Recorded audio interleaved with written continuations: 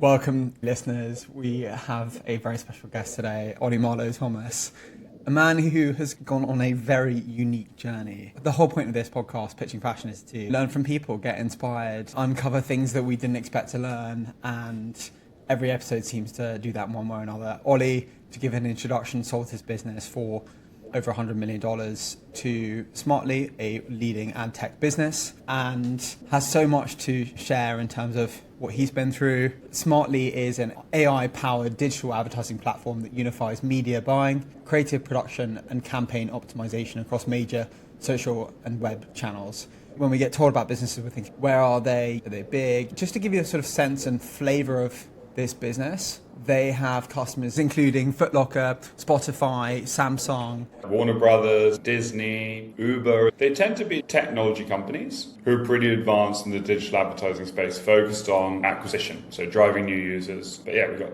all the big brands you guys know and love and probably use every day on your phone. Amazing. We can't wait to steer into that. And before that, you studied in the UK. You had a brief period working as a volunteer with the police. True. And then spent 13 years at Google. Is that correct? Yeah, a bit less. I think in the end it was about 7. You know those little moments that lift your day? A smile, the sun coming out, or a piece of chocolate. Audrey's Chocolates have been handcrafting chocolate for over 70 years. Chocolate to die for. It comes in beautiful boxes that make for the perfect gift. Or bars of chocolate that feed daily joy. Discover your moment of joy by visiting audreyschocolates.co.uk and treat yourself to 10% off using the code TheCollective10. Yes, actually. Yeah, before I started. I think I'm on my LinkedIn, it still says I work there. I probably need to change that. I think my whole working career has only been about 15 years, but yeah. Oli, how long was it before setting up AdLib to exit for you? Yeah, hey, firstly, thanks so much for having me on the podcast. I've watched a couple of the episodes and what you're doing here is really great. And hey, inspiring people to think about business opportunities and get going with stuff is really important. So yeah, great work doing the podcast. To answer your question, I started AdLib, I was actually a sole founder in 2017. I've done about 5-6 years at Google before that. And before that, I was, as you rightly mentioned, I was in the police. So it's quite a random career journey. But once we started AdLib, actually from the day we started, which was October 2017, we exited in January 2022. So it took just over 5 years, which is pretty rapid as a general rule for business. The business life cycle generally, on average, it's 8 years, right? So on average, businesses either, and that takes into consideration, by the way, all of those kind of companies that fail in the first year, of which there are many. So the average cycle is 8 years. And so I was really super pleased to get the acquisition done within 5 years. I think, as all founders probably you've spoken to have said, it was extremely hard and challenging, and I was very tired. So it was a great time to exit. It had been particularly tough because it was just after COVID, obviously, which was a tough time for everyone to keep businesses connected and keep employees happy and keep customers happy. It was quite a tricky time. So yeah, it was a short journey in many ways, but we were right on the cusp of some pretty interesting AI technology capabilities, and that was the main reason the company was acquired. Oli, someone says, what's Oli like? A few words spring to mind. I mean, you're a ferocious hard worker. You are a man of serious dedication, and clearly what you've done really shows that you enjoy making things happen, but can also do that. What has it taught you on your journey of setting up a business and exiting that about being human? One thing that I often talk about with founders is there's no doubt about it that when you become a founder, you have to dial up some pretty unattractive character traits. This is me being very honest now. You have to be very direct. You have to be very ruthless. You have to slightly fabricate the truth, because a lot of the time you're learning from the customer or from a potential customer, like what they're going to buy, right? The best businesses are built, there's this analogy that you're building the plane and putting it down as you've gone off the side of the cliff, you're pulling in the wings, you're ratcheting them on, you're ratcheting the engine, you're trying to start the propeller. And dialing up those unattractive traits is not something that is appropriate for everyone. A really important part of scaling a business is almost always, as a founder, you have a team that you start with. And within a couple of years, that team of very scrappy but capable people needs to be replaced by more management, right? So if you're scaling correctly, you then need to find a different kind of person who's going to help you with the next stage of the business. You also need to manage out underperforming talent. Obviously, that can be quite challenging, and make sure you've got the right people for the job in place. And that constant evolution is tricky. So what I would say firstly is being a founder does require some tough choices, and one of those is being a more difficult person. You need to be very motivated, as you say, very dedicated, working very hard, and unfortunately you need to expect that of your team. Otherwise you won't be successful. I'm yet to see a company where work-life balance from a founder, early stage startup perspective is something that anyone ever talks about. So that's the first thing. The second thing is, you asked about being human. I think through that journey I learned a lot about myself. And some of those things you mentioned are super important. But I think the most important thing, or perhaps the most important skill I've got, is being able to get shit done, right? One of the ways that Barack Obama talked a lot about how he could have plenty of people in his team who could strategize, plenty of people in his team could decide and present different options. But at the end of the day, the people who are able to get stuff done, that was a very small number of people. And that is the skill that is so important for a founder, is to be able to jump from getting the marketing plan done in the morning, to getting the sales lead closed in the afternoon, to being in a dinner with customers in the evening, and being able to do all those things and trying to switch between them is super important part of the role of the founder and the skill set that a founder needs. One of the smartest people I know said to me how he has 4 ways of measuring people in a work capacity. 1 is EQ, 2 is IQ, 3 is someone's morals. Are they going to operate in the right way when no one's looking? So you do need that. And then the final one is the ability to get shit done. So, and you're an operator, and it just makes me think of that saying, if you want someone to do something for you, find someone busy, because they're going to find a way to get it done. Now, on that note of getting stuff done, you've talked to me a bit in the past about how you compartmentalize your time. What are your straight 3 points to people about how to get shit done? Yeah, I think this is probably the most important thing, actually, and it's that you don't obviously have unlimited time, but you need to be very thoughtful about how you use your time. In your 9 to 5 day, I believe very strongly in a new business you should be focused on revenue driving activity. A lot of the time, when you're a startup founder, you can be pulled across many different tasks and roles and responsibilities. You need to try and bundle all the things that aren't revenue driving into out of hours work, right? So what I'm talking about is billing, the cap table, one-to-ones even. So that should all sit outside of 9 to 5. 9 to 5 to keep you focused should be, I'm selling, I'm in the market, I'm maybe doing marketing. Marketing would sit in that bucket, but you need to basically be creating customer opportunities to drive business value. So that's the first thing. The second thing is it's team selection. And one of the things I realized about 2 years in is that I wasn't good at most things. I was pretty good at talking to customers. I was pretty good at the big vision. But as far as managing the team, like keeping the customer up to date with progress, making sure that we had our finances under control, etc., I was like rubbish at all of those things. And I remember someone saying to me, and it was a good piece of advice, he was like, I found someone who's way better than me at most things. And I started to get her to do all of this stuff. And the moral of the story is it took me like 2 years to realize basically that there was probably a lot of people out there who are way better than me at most things. And so finding those people is really important. I had a lady called Stacey who's basically way better than me at everything.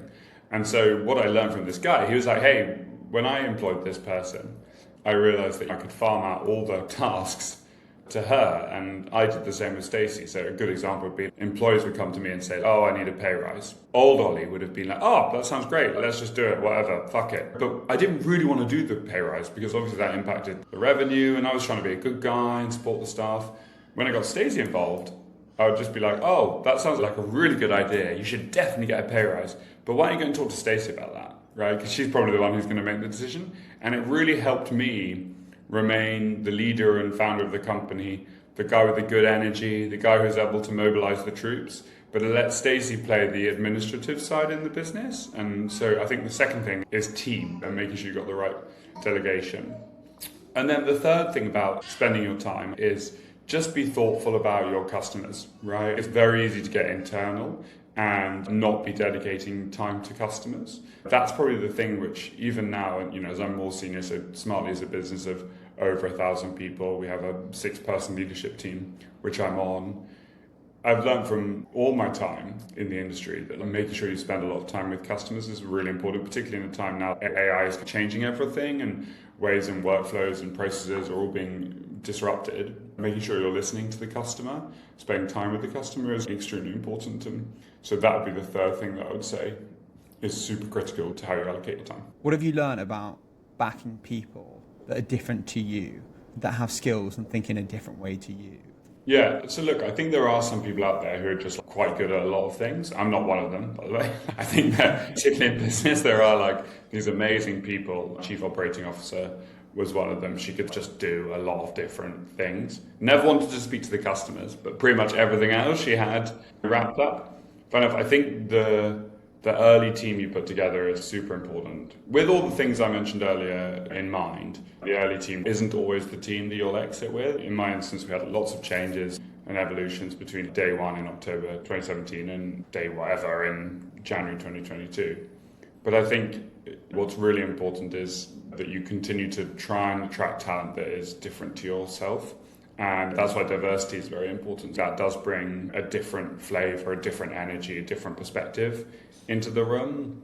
And all of that will help you understand your customers, who are very diverse, your team, who is also very diverse, better. So that's really been important for me. Funnily enough, I learned very quickly because the person who I started the business in 2017 with a friend who was a teacher.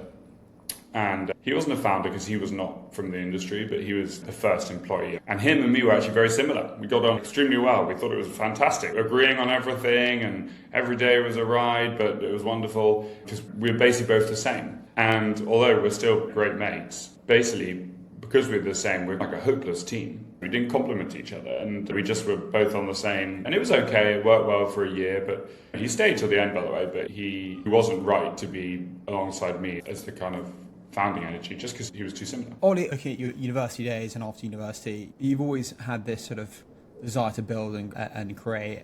Where does that come from? I don't know. It's a good question. So you're right. And just taking a step back, I've been involved in a few different businesses and they were completely random, but I have learned a lot from each of them. After uni, I was involved in starting a car sharing company. So allow people to sell out their empty car seats. So if you're driving from London to Leeds back to uni, you could sell your 3 seats in your car.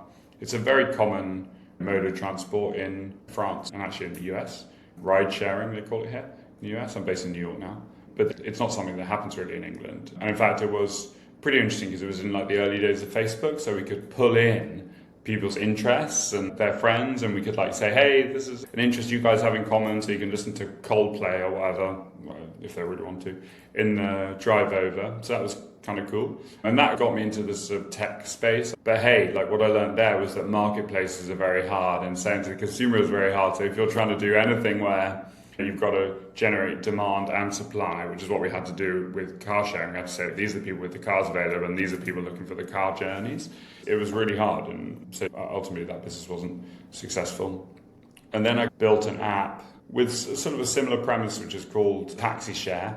Now it would be called Uber, but it was allowing people to basically find people to share black cabs with after a night out. So I'd say, I'm in the blue shirt, and you'd say, I'm in the black jacket. And this was way before location capabilities, and let's meet outside Cafe Nero or whatever, and we're both going into Leicester Square. So that was an interesting business. And what I learned from that is that the consumers don't want to pay for anything. When I provided it for free on the App Store, got 80,000 downloads. And then I made it 69p, and it got 4 over the next 4 years or something crazy. The consumer doesn't pay for anything, right? And that kind of made me realize that probably I want to do a business, like a B2B company. Actually, I did one more business at the same time as doing Share. I also built a company called Big Boat Week, which is a yachting holiday company. This was a bit before the yacht week really took off. So we had these big gullets that were in Turkey, and we took 150 people one year. There was young people getting drunk on boats. It wasn't a very sensible idea with hindsight, and we had one go to the police station, and I thought this is going to be a disaster. And then finally I ended up, when I was at Google, realizing there's this gap in the market. The ability to see a gap is much easier when you're in the space. So I always advise people before they start any business, just really understand the space you're in. If you want to start a burger van, go and work at McDonald's. If you want to build a legal company, go and be a lawyer. It sounds obvious, but it's super hard to start a business in something you know nothing about. There are some founders who do it, but mostly the most successful founders I know are people who are already in the industry and they've built something adjacent to what they were doing previously. Stripping it back, many people build things. I really want to strip into, why does Oli Marlow-Thomas do these things? I think there's a few things. Obviously, there's lots of failure there. I've tried lots of different things. They're pretty random. But there was a relatively consistent theme, which is they're all in technology. And I felt that there was a lot of opportunity in technology, particularly in the UK. I felt like all these amazing businesses were coming out of Silicon Valley, out of the US, and no one was really building tech in the UK. The second thing was, I basically just got bored at Google, right? I'd been at Google for 6 or 7 years, as I said earlier. I'd been doing a similar thing. And I remember talking to my boss about it, who was great. And I said, oh, look, I'm thinking of this idea. And he said, hey, why don't you incubate it here at Google and we can help and talk about it and I can guide you. And then we can launch it when you're ready. And that was super helpful. And he also said if I fucked it all up, I could come back to Google, which was pretty helpful. So I suddenly had this safety net. So part of it was boredom at Google, but also this super valuable safety net that he had provided to me, which made me think, okay, if I go and do this, it's not the end of the world. I can always return if it doesn't work out. That ability to have a get out of jail free card was super valuable and one of the reasons which enabled me to do the bigger business, which was AdLib. And then the third and final reason is I'm just a hungry guy. I like to keep busy. I like to get stuff done. As we talked about earlier, I don't sit too much on my ass. I'm always thinking of the next thing and plotting and planning a new big idea. And that energy is something, unfortunately, and I'm sure you've talked to lots of founders, it's not something that really goes away. You always have this desire to build stuff and try and create the next idea. There's something very fulfilling about being able to come up with an idea and create and execute against that idea. And you get people talking about your idea. That's always pretty cool. And it's always super fun. As I said, I'm now based in New York and I go into these meetings and I'm saying, oh, I'm the founder of a company that's smartly acquired and it's called AdLib. And people are like, oh, I know AdLib. And you're like, wow, okay, I wasn't based in the US. So I didn't even know this whole thing was going on in America when I was building the company. And that's a pretty special feeling to know that people appreciate what you built and saw the value in it and still remember it. Has your relationship changed with yourself or what you want from the world post-exit? It's a good question. I think there's a few things that the exit has given me. It's definitely given me a peace of mind. I'm not speaking about anyone in particular, but it's a very stressful time for a lot of my peers right now. So whether those be colleagues or friends or whatever, I'm 39 now. Your life starts to accelerate very quickly. Suddenly you've got a mortgage and you've got kids and all that kind of stuff. And there's lots of stresses which come with all of that. And I'm very fortunate that I don't have a lot of that traditional stress. I think also you can't really deny that there is a competitiveness. We're all brought up in a competitive life and people want to win. And in some ways I've been very fortunate because I won fairly early. So I don't feel part of that sort of competitive. To do well, I've already done that thing and enjoyed doing it. I took some big risks when I was younger. And to fund AdLib, by the way, I sold my flat, which was a big shout. It did fund it. And I think that competitiveness, as I say, is definitely, or not having that competitiveness has definitely helped me have more of a chill approach to life. There is, to the point I ended on last time, there is a hunger in an entrepreneur which can be quite unsettling. So there's always this burning desire for the next idea or to start the next thing. There's also some level of expectation. It's quite interesting. I started smartly. I think I've been there 3 or 4 years now. And the amount of times I get asked, oh, what's next? Is really interesting. And actually what I say is I'm quite enjoying what I'm doing. I'm learning in a bigger business. My boss is phenomenal. She's on the board of Adobe and a very high-powered individual in the US. And I've got amazing exposure to her, learning a lot from her. And I'm not rushing to do anything next, to be honest. I also think the AI stuff will settle and then the opportunities will really appear. You want to wait for the first wave of excitement and enthusiasm just to calm a bit and then you can start to see the real gaps, in my view, that appear in the space. But yeah, so I think that last thing is important. People have an expectation that I'm going to do something immediately or start another company straight away or come up with a big idea. And that can put a bit of pressure on, but I've kind of found ways to deal with that and just say, oh no, I'm happy with what I'm doing at the moment and probably will do something, but not right now. You're in a city with big dreamers, hard workers. What do you really like to see from the people that you spend time with? I'm fortunate enough to be able to work with a lot of my friends. So that's an amazing Opportunity. The last few years, we've been on a journey that people who are ad-lib with me, and something that's super cool actually is all of them have stayed. So I don't think anyone who was in the leadership team, or there's one person, but everyone else has left and is still part of the business that acquired us, which is quite cool. I'm very lucky that I get to work with all my friends every day. That is a real pleasure. I spend a lot of time working, but to be able to work alongside all my pals is a really special thing. I still love and get energized by new ideas, right? And a lot of the time in my current job, I spend time thinking about what the next shift in the industry is and how AI is going to disrupt this specific workflow, or what the opportunity is with digital creative, which is something that obviously I've spent a lot of time on. So I think still looking for people who are going to challenge me and want to talk shop around ideas. I'm always super interested with that. In fact, you asked me earlier about what is important in someone looking to start a company. The get shit done thing is really important. The other thing that's really important and gets bashed out of people as you get more senior is to come with ideas. At the top of a business, actually, what you need is ideas. There's plenty of middle managers who can execute. You need different ideas, different ways of thinking about things, so you can pivot and weave and adjust the business to continue to grow. I was talking to a founder the other day. His business IPO'd. He's no longer involved in it. And he talked about this book called The Second Mountain. Mountain one for him was financially getting secure. Now he's super involved in funding the arts. Is there a world that you like to commit to outside of the ad tech environment? And maybe that's on just a family level where you're just really supporting those that are really dear to you. Or maybe you have a real niche obsession about some hobby and you're actually diving into helping become more accessible, this sort of very niche, quirky card game. No, look, definitely got some niche hobbies. Right now, I don't know how old the guy was, but I'm still pretty young, and I think I'm not going to say sign off, I'm going to say to pivot. I think to pivot to something that was solely about fulfilling my dreams and desires would not be timed quite right. I'm still in an industry that is exploding. I'm in an industry that is innovating very quickly.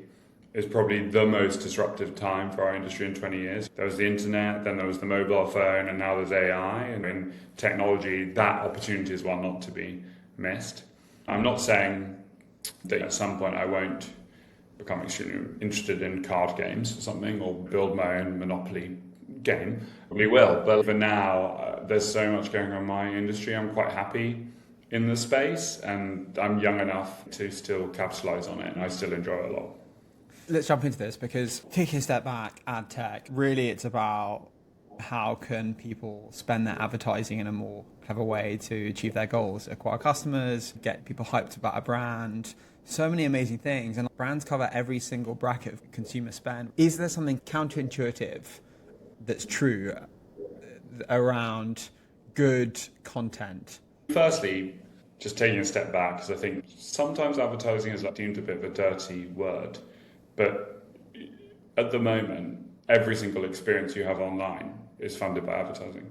So whether that be videos that you watch on YouTube, whether that be articles you read on Daily Mail, your online experience is funded through advertising. The advertising has a huge part to play in the free web. So it is a very critical part of how we all live our lives today. As far as what makes a good ad, there's a few things. So the first is memorability. The language that we use in the industry is ad recall. Can you remember the ad that you saw?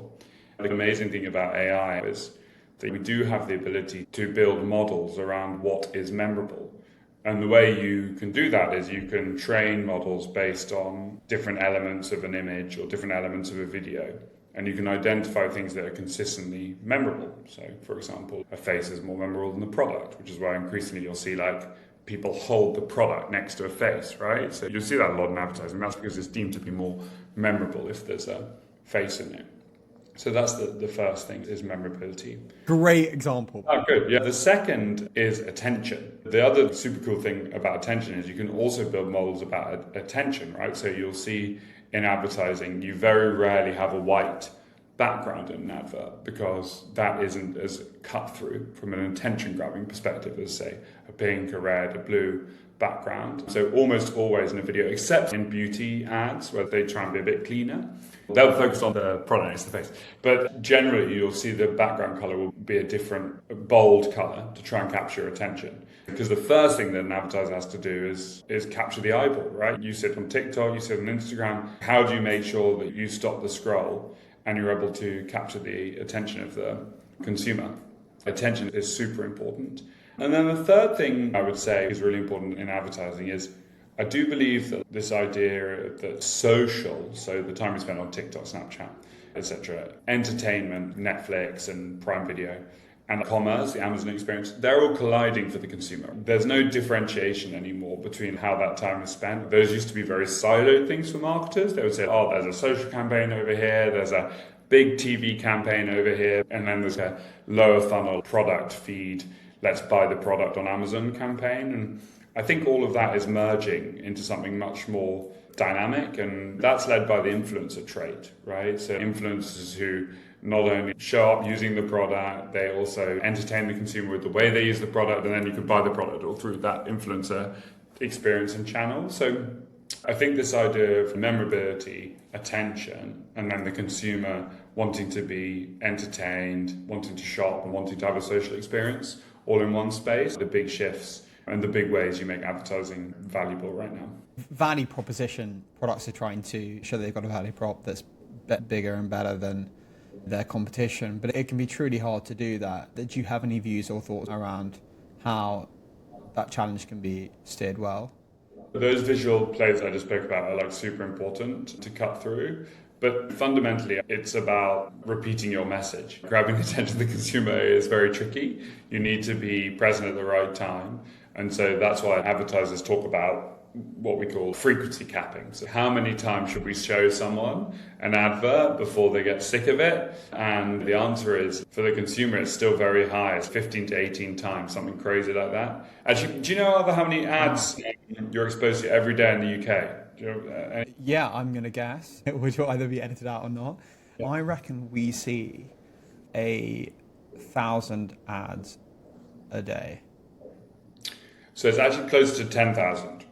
Which is kind of crazy, right? The number of ads everyone's exposed to is very high, and that can be the several hours. I think it's 3.5 hours on average. People are on social media a day, an hour on TV. On the commute, you're exposed to a huge amount of advertising on the tube and up the escalator. The actual advertising you're exposed to is endless. And so you're hitting on something really important, which is what advertisers spend a lot of time thinking about is how do I cut through? How do I land my message?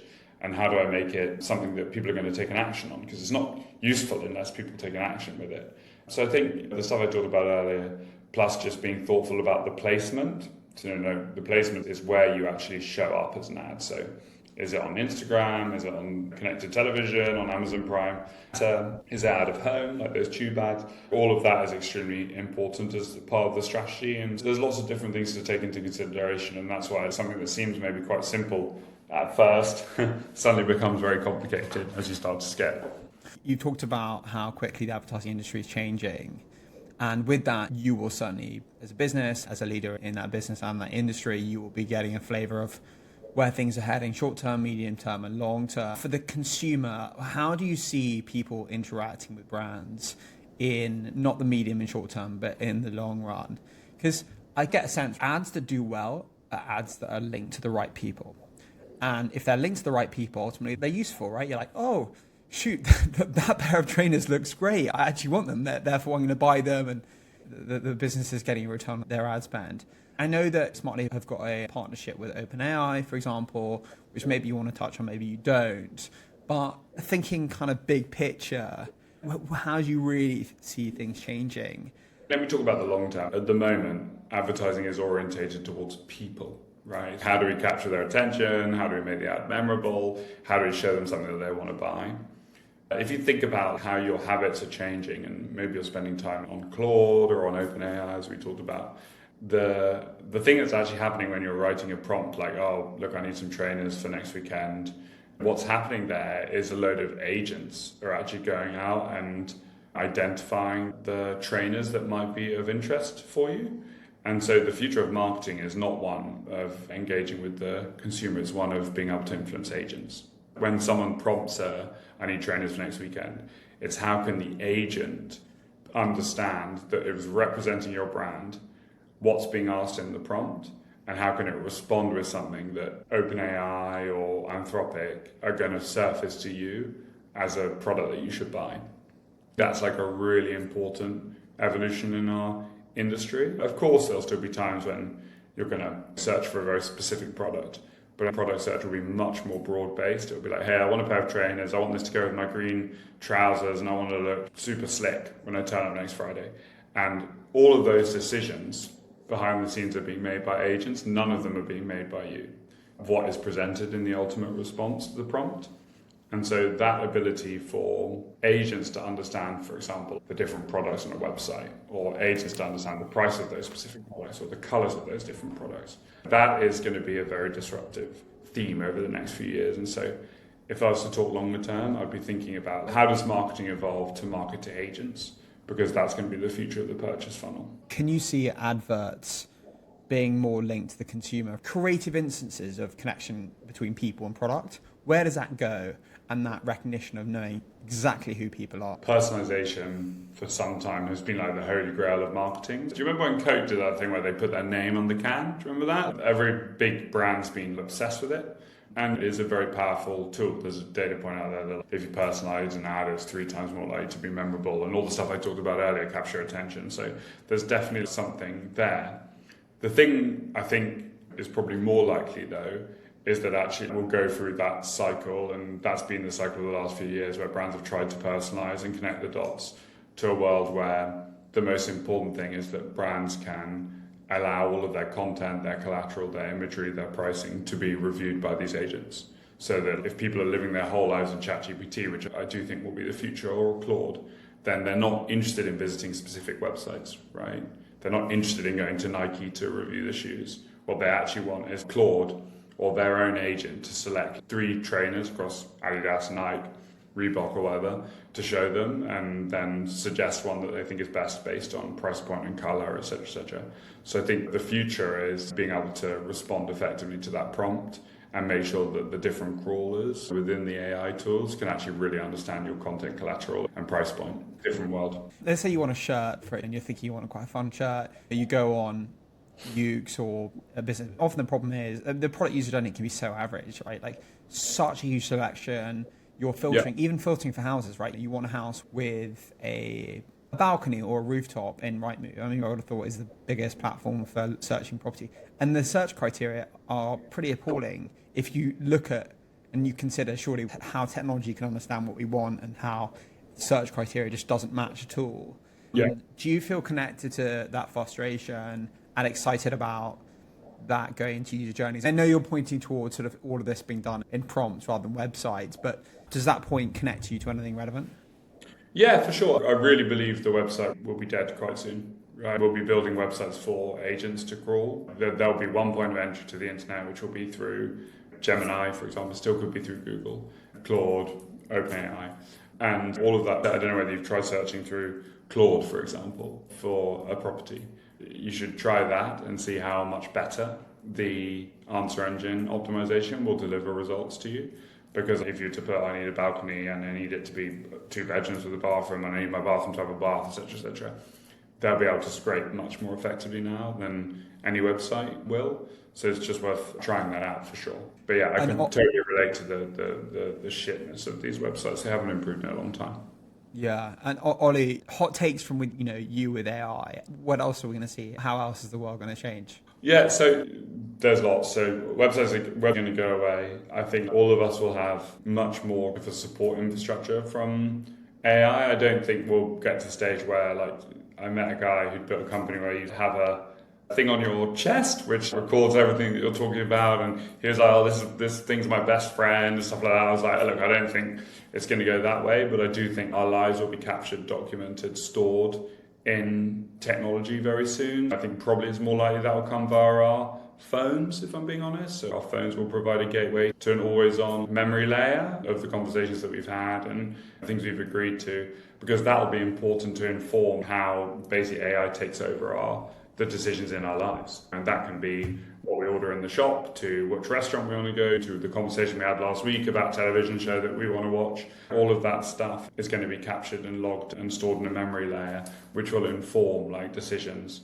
I think that at the moment, AI is very prompt and response based. Quite soon we'll start to see the consumer getting much more comfortable with activities happening in an always-on environment, not the requirement to prompt and respond, review that response and approve it. At the moment, if you go into Claude or OpenAI, they ask you to approve, for example, a simple task like, can you review all my emails and write the responses? And all of that will go away. That'll just be happening and always on.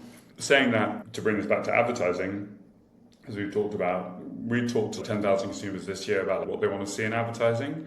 And the thing that came up top, do you know what it was? Second was personalization. Do you want to take a guess at what was the most important thing to a consumer to see in advertising? Authenticity. Very good. Yeah, exactly. Bang on. And with that in mind, a whole load of AI slop or generative engine creative isn't going to be the thing that's going to cut through. So all of this stuff is super important, but the human side is really going to matter. And a good idea is something still that is often not something a generative engine will come up with, because they look for themes and trends and consistencies. And do you remember those "You've Been Tangoed" ads? Do you remember those ads? No. Maybe a bit young. They're kind of crazy. It was like someone would open a can of Tango, it's like an orange drink, and then the person would get blown away by orange froth or something like that, and it was like, "You've been tangoed." And they're crazy memorable ads, but no AI engine would ever come up with that, right? The greatest ad in the world, or the ad that was voted the best in the world, was the Guinness ad, where there's these guys, surfers, who are surfing on a wave. It's basically about how you wait for your Guinness pint. And they're waiting for the wave, and they surf the wave. It's got an amazing soundtrack. No AI capability would have ever come up with that idea, right? So there's still a lot to be said for the human input. And I think particularly in the creative industries, how you come up with an idea is going to become more valuable than ever. To the point I said earlier about making sure that you have ideas, that's a really important part of this. And Arthur, you're brilliant, you're always having lots of ideas, so you'll be grand with it. Fingers crossed. Where are you in terms of the broader direction of AI and society? I think it's too late to have that discussion. You may have seen last night, OpenAI were pretty vocal about a project that they're running, and basically the models train themselves to infiltrate a competitor's database. And this is the direction of the industry. This is not going to be a one and done thing. In my view, AI is extremely powerful and quite dangerous. So I do think that it's something that governments and businesses are going to have a responsibility to get hold of and manage. But I also think any idea that this isn't happening is just not the case, right? So this is happening. We're way past the period where this could be very effectively managed. So now it's about how do we put appropriate guardrails around these capabilities and make sure that the example, like what happened last night with OpenAI, don't happen again. But I'm afraid the role of AI is going to be to improve our lives in the same way the internet did, and the mobile phone did, and the television did. It's going to be very powerful and improvable. With all of those things comes some risks. And I think those risks, it's required that they're properly understood, validated and governed, but we're a long way off that for now. I don't think governments have a very good hold on all of this stuff. I did notice that they just appointed an AI minister in the UK, but he seems to be basically a politician all his life, so I think his understanding of AI probably is fairly limited. They need people who can really understand this stuff and support and partner to build governance and guardrails around the capabilities. Thanks so much for your time today. We're lucky to get you for so many different reasons. No, it's great. Thanks very much for having me, Arthur. Enjoyed it. If you've enjoyed this, hit subscribe so you never miss an episode. Want to support the podcast, inspire as many people as possible? You can either make a donation on the Buy Me a Coffee link in our bio and website. Want to access exclusive content? Submit ideas for future episodes? Join below as a Patreon member and we will make you feel special. Thanks so much for listening.